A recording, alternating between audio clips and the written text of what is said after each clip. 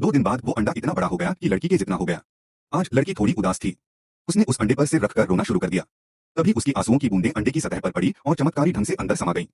हर बार जब अंडे से चटाक की आवाज आती, लड़की झट से पास जाकर देखती, पर इस बार अंडे में से कुछ अलग ही निकल रहा था। उसकी इच्छा शक्ति इतनी मजबूत थी कि उसने अंडे की झिल्ली तोड़ दी, पर जो निकला वो चौंकाने वाला था। लड़की डर के मारे अलमारी के अंदर छुप गई, लेकिन उसकी जिज्ञासा उसे चैन से बैठने नहीं दे रही थी। उसने अलमारी की दरार से झांका। उस चिड़िया के पंख अभी पूरी तरह नहीं उगे थे, और उसका शरीर इतना विशाल था कि पहली नजर में कोई भी डर जाए। जब भी बाहर कांच टूटने की आवाज आती, लड़की दौड़ती हुई बाहर जाती और देखती वो चिड़िया फिर से खिड़की तोड़कर भाग गई। ये देखकर उसका पिता कमरे में दौड़ता हुआ आया। लड़की ने सच नहीं बताया कि उसने अंडे से बच्चा निकाला है।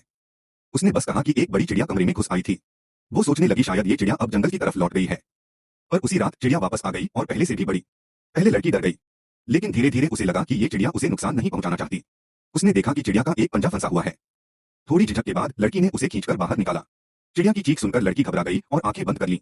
लेकिन तभी चिड़िया ने भी उसे देखकर आंखें बंद कर ली। उसी पल लड़की को एहसास हुआ, ये चिड़िया उसे मां समझती है। लड़की हमेशा अपने दोस्तों से जलती थी जिनके पास पालतू कुत्ते होते थे। उसे भी एक पालतू जानवर चाहिए था, लेकिन उसकी मां बहुत सख्त थी।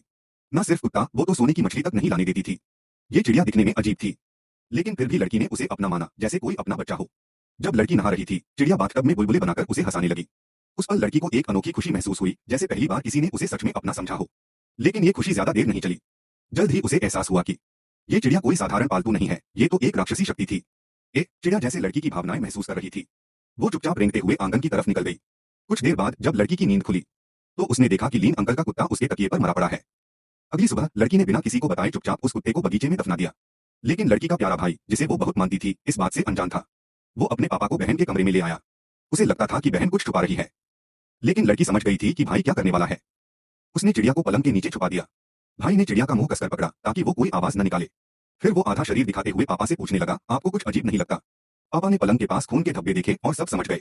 लेकिन बेटी को शर्मिंदा न करना पड़े, इसलिए उन्होंने तुरंत बेटे को कमरे से बाहर खींच लिया। उसी दिन जो माँ बिजनेस ट्रिप पर गई थी, वापस घर आ गई।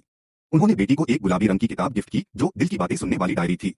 भाई अब गुस्से में बेकाबू हो गया। उसने गुस्से में जाकर बगीचे से मरे हुए कुत्ते को निकाल लिया और उसे माँ बाप के सामने पटकते हुए चिल्लाया, इसने मारा है पड़ोसी का कुत्ता। मगर माँ बाप को यकीन नहीं हुआ। उन्हें लगा कि एक होशियार और संस्कारी बेटी ऐसा कुछ नहीं कर सकती।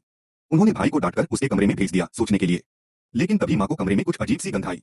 उन्होंने बेटी के पलंग की जांच की, पर चिड़िया ने खुद को पहले ही अच्छी तरह छुपा लिया था। लड़की ने बस इतना कहा, शायद ये मरे कुत्ते की बदबू हो। फिर माँ ने अलमारी खोलकर देखने की सोची। अलमारी खुलते ही वो डर गई। जो सुंदर ड्रेस उन्होंने बेटी के ड्रामा के लिए सिलवाई थी, वो पूरी तरह फटी हुई थी। उसी वक्त लड़की की नजर ऊपर गई।